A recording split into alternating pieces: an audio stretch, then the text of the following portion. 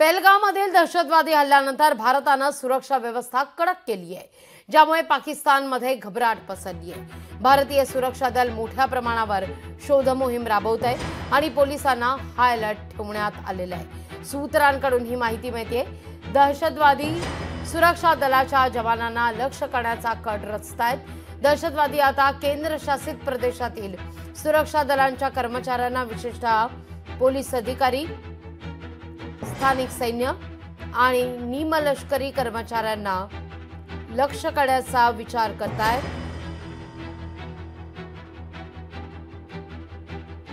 असं सूत्रांकडून कळतंय। पोलीस कर्मचारी आणि इतर सुरक्षा दलाच्या कर्मचाऱ्यांना सुट्टीच्या काळात घरी जाणं टाळण्याचा सल्ला सुद्धा देण्यात आलाय।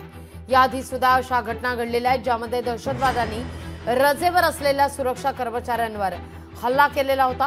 पोलिसांना विशेषतः जे रजेवर आहेत त्यांना कर्तव्यावर रुजू होण्यास सांगण्यात आलेले आहे।